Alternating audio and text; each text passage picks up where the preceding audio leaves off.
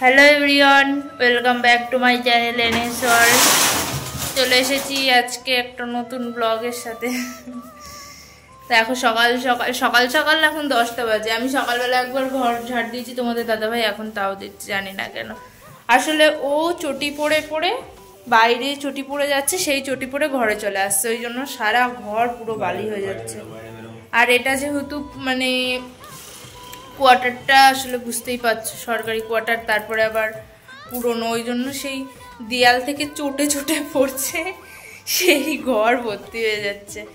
তো এখন আমি বসিয়ে দিয়েছি ভাত, এখন 10টা বাজে। এখন আমরা চাটা খেয়ে ফ্রেশ হয়ে, আসলে আমাদের গ্যাস কালকে তোমাদের দাদাভাই ওভেন নিয়ে এসছে, কিন্তু যেই ওভেনের সাথে পাইপ লাগিয়ে যে একটা পিন লক টাইপের থাকে, সেই লকটা আনেনি, সেই জন্য আমাদের আবার আজকে ইন্ডাকশনেই বসাতে হলো ভাত।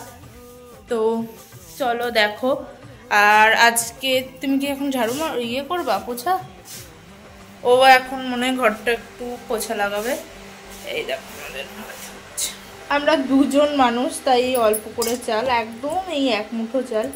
আর এখানে আমাদের খাবার যেই চাল, সেই চালটা পাইনি, ফ্রাইড রাইসের চালের মতো, কিন্তু একটু ভাঙা ভাঙা, এটা মনে হয় বাসমতি রাইস, এই চাল পেয়েছি। আর এই যে সকালবেলা দুধ দিয়ে গেছে 2 প্যাকেট। এখানে আলু কেটে দিয়ে দিয়েছি, আলুটা আগে দিয়ে দিয়েছি কারণ এই চাল তো তাড়াতাড়ি ভাত হয়ে যাচ্ছে, কিন্তু আলু সিদ্ধ হবে কিনা আমি শিওর না। মানে গ্যাসটা একটু জোরে দিয়ে দিই। তো এ দেখো, এটা হচ্ছে আমাদের নিউ ওভেন।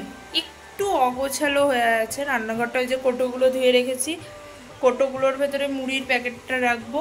এটা হচ্ছে আমাদের নিউ ওভেন। একটু ছোটই নিয়েছি কারণ আমরা দুজন মানুষ, আর কতখানি বা লাগবে। এই পিনটা তোমাদের দাদাভাই পাচ্ছে না এখানে, ওই জন্য ওর একটা ফ্রেন্ডকে বলেছে এনে দেবে, তারপরে আমরা গ্যাসে রান্না করতে পারবো। তো সকালের মতো ভাত করে নিই, আর তোমাদের দাদাভাই এখানে ঝাড়ু লাগাচ্ছে। তো দেখতে থাকো আজকের ব্লগটা। তো তোমার কেমন লাগছে কোয়ার্টারে এসে? কেমন লাগছে? আমার ব্যাক ক্যামেরাই ভালো ফোনের। বলো বলো, এত কাজ করতে হচ্ছে, তাও তোমার কি ভালো লাগছে? ঘরটা পোছা লাগালে কষ্ট করে, দেখো সব আমার পাটা বুঝতে পারছো, এই দেখো এটা একটা পা আর এটা একটা পা। সেই দিনকে যেদিন এসেছিলাম সেদিনকে বিকেলবেলা কোয়ার্টারে না ক্যান্টিনে গেছিলাম, গিয়ে আমার পায়ে এই জায়গাটায় একটা মৌমাছি কামড়েছে। জানি না মৌমাছি কামড়ে এত কি করে ফুলে গেল, তোমরা বুঝতে পারছো কিনা জানি না। পাটার অবস্থা দেখো পুরো, এই দেখো ক্যামেরায় কেমন লাগছে, পুরো ফুলে আলু হয়ে গেছে, ভীষণ যন্ত্রণা। ওই জন্য আমি ঠিকঠাকভাবে কোনো কাজও করতে পারছি না পা পেতে, এইগুলো পর্যন্ত ফুলে গেছে পা। এই দেখো আমার অবস্থা খুব, পায়ের অবস্থা খারাপ, প্রচণ্ড যন্ত্রণা। আর এই দেখো এইগুলো পুরো ফুলে, এইগুলো পুরো সেই কি বলবো, একদম খারাপ অবস্থা। যাই হোক, ওই জন্য তোমাদের দাদাভাইয়ের একটু কষ্ট হচ্ছে, কষ্ট করে করতে হচ্ছে, কিছু করার নেই। সত্যি বলছি, পা নিয়ে কয়দিন আমি খুব কষ্ট পেয়েছি। মানে যেদিনকে এসেছি সেই দিনকেই যখন ক্যান্টিনে গেলাম, তোমাদের দাদাভাই ভেতর থেকে জিনিস যা কিনেছি সেগুলো বাইরে এনে রাখছে, আর আমি দাঁড়িয়ে আছি গাড়ির কাছে। আর সেই টাইমে আমার পায়ে একটা কি মৌমাছি তো মনে হয় কামড়ে দিল। আর তো পায়ে তখন যতটা না যন্ত্রণা হচ্ছিল, কিন্তু আস্তে আস্তে পরের দিন সকালে পুরো পা ফুলে, দেখতেই পারলে পাটা সেই টেডি বিয়ারের পায়ের মতো হয়ে গেছে, ফুলে পুরো কি বলবো। আর ভীষণ যন্ত্রণা, মানে আমি তো ঠিকঠাক বাথরুমে পর্যন্ত পায়ে ভর দিয়ে যেতে পারছি না, জানি না কেন এত যন্ত্রণা হচ্ছে। ও তো এখানে শুয়ে শুয়ে ফোন দেখছে, যেহেতু ওর ছুটি এখনো আছে 2 দিন। আসলে ও না, মানে আমরা এমনভাবেই কোয়ার্টারে এসেছিলাম যাতে তোমাদের দাদাভাইয়ের ছুটি আরও 2 দিন মতো থাকে, আর ও আমাকে সব কিছু মানে যা লাগে একটা সংসার করতে মোটামুটি সেগুলো সেট করে দিয়েই যেতে পারে। তো দেখো এই যে এখানে না গ্যাসের ডাইরেক্ট লাইন, মানে এখানে সিলিন্ডারের থ্রু গ্যাস না, এখানে ডাইরেক্ট গ্যাস আসে। তো এই যে ওভেনের সাথে এই গ্যাসের পাইপটার যে লকটা সেটাই আমরা এখানে পাচ্ছিলাম না, সেটার জন্য মোটামুটি অনেক ঘোরাঘুরি করেও তোমাদের দাদাভাই পুরো দিনে জোগাড় করতে পারেনি। তো একটা বন্ধু বাইরে থেকে এনে দিয়েছে। আর এই দেখো সকালের এত বাসন এখানে পড়ে আছে। আসলে আমি না অনেকক্ষণ ধরে ওই দাঁড়িয়ে থেকে থেকে মাজতে পারছি না, কারণ আগেই তো দেখালাম আমার পায়ের অবস্থা, সত্যি পায়ের অবস্থা আমার খুব খারাপ হয়ে গেছিলো। আর এই গ্যাসের জন্য তো রান্নাও মানে ওই ওভেনে খুব লেট হচ্ছে রান্না করতে। গ্যাসটা আসার সাথে সাথে আমি ভাত বসিয়ে দিলাম, তখন অনেকটা বেলা হয়ে গেছিলো। আমরা গ্যাসের অপেক্ষায় বসেছিলাম যে কখন ওইটা দিয়ে। ইন্ডাকশনে আসলে এই একটা একটা করে তরকারি রান্না করতে বা ভাত সবজি রান্না করতে অনেকটা টাইম লেগে যায়, যেটাতে সত্যি অসুবিধাই হচ্ছিল। তো এখানে ভাতটা দেখো আমার মা পুরো ওই গামলাটা আর এই হাঁড়িটা পুরো সেট করে নিয়েছে, যাতে ফ্যান ঝরাতে আমার কোনো অসুবিধা না হয়, পায়ে টায়ে না পড়ে। পুরো সেট, মানে কোনো অসুবিধা নেই, তুমি শুধু রান্না করো, এমন একটা ব্যাপার। আর আগেই তো যেটা বলছিলাম যে আমার পায়ে দেখতেই তো পারলে বাড়িতে অনেক মৌমাছি কামড়েছে, কিন্তু এত কষ্ট আমি কোনোদিনও পাইনি। আর তারপরে এখানে বসিয়ে দিয়েছি ডাল। আজকে ডাল, আলু ভাজা আর ভাবছি সোয়াবিন দিয়ে আলু দিয়ে ডিম দিয়ে মানে ঝোল রান্না করব। তো এখানে ডালটা দেখলাম সিদ্ধ হয়েছে কিনা, সিদ্ধ হওয়ার পর লবণ দিয়ে একটু ফুটতে দিলাম, জল দিয়ে লবণ দিয়ে। আর যেটা বলছিলাম, তোমরা অনেকেই কমেন্ট করো, অনেকে না, একজন কমেন্ট করেছিলে যে আমি শ্বশুরবাড়িতে রান্না করি না কেন, আর একজন কমেন্ট করেছিলে যে আমি রান্না পারি কিনা। তো এই কমেন্টটা ভাবলাম আজকে ক্লিয়ার করে দিই। আমি অবশ্য কমেন্টের রিপ্লাই দিয়েছি, তাও আমার মনে হলো যে আজকে কমেন্টের রিপ্লাইটা মানে ভালো করে তোমাদেরকে ক্লিয়ার করে দিই। তো আসলে শ্বশুরবাড়িতে না আমি এমন না যে আমি রান্না পারি না, হ্যাঁ আমি রান্না পারি, কিন্তু আমি যে রান্না সবসময় মানে করি সেটা না, কারণ তারও একটা কারণ আছে। যে তোমাদের দাদা ভাইদের বাড়িতে তো আমি, তোমার দাদা ভাই, মা আর বাবা, চারজনা। আর চারজনা রান্না আমার শাশুড়ি আসলে নিজেই করে নেয়, শাশুড়ি মা আর শ্বশুরমশাই মানে বাবা মা। তো সেখানে ওই জন্য আমি খুব একটা রান্না করতেও যাই না।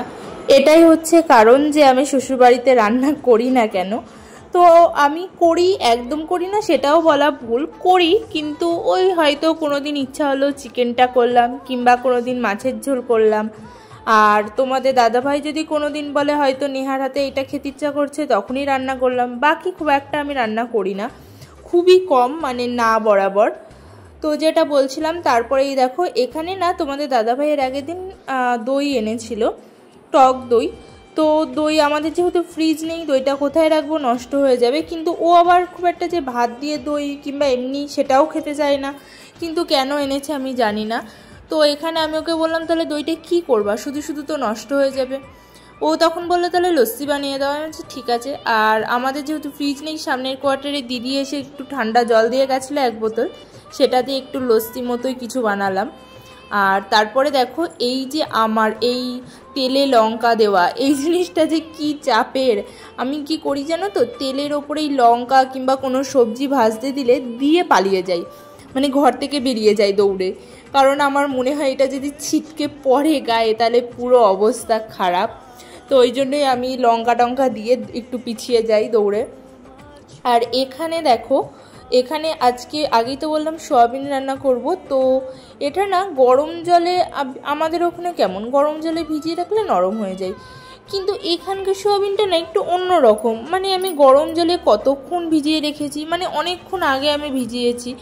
তো আমি তো ভাবছিলাম মনে হয় এটা বেশি নরম হয়ে যাবে, ভালো লাগবে না, কিন্তু ওই সোয়াবিনটা যেন নরমই হতে চাইছে না কতক্ষণ ভিজিয়ে রাখার পরেও। তো আমি তো সত্যি আমার এই সোয়াবিনটা খুব একটা পছন্দ না, আবার গন্ধটাও যেন অদ্ভুত, আমাদের ওখানকার মতো গন্ধ না। তো এখানে না আমি সোয়াবিনটা অনেকক্ষণ ধরে ভিজিয়ে রেখে তারপরেও যখন হয়নি তখন ফোটালাম জলে দিয়ে। তো তোমাদের দাদাভাই বললো ওটাই করো, ফুটিয়েই এখানে মনে হয় সোয়াবিনটা নরম হবে।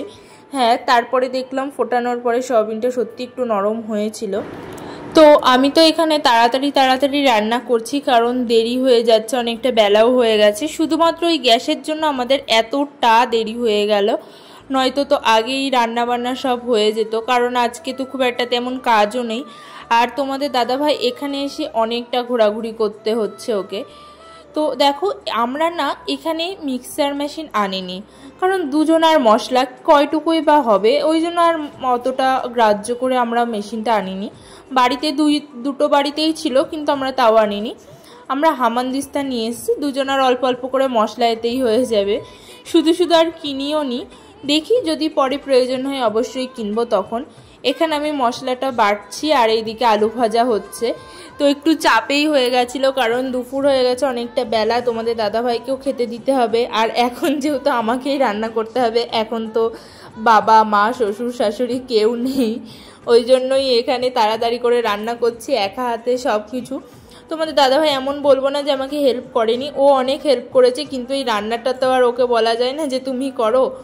মানে ও মোটামুটি ঘরটা আমার মুছে দিয়েছিল সকালবেলায়, তো আগেই তো দেখালাম সকালবেলা ঘরটা মুছে দিল।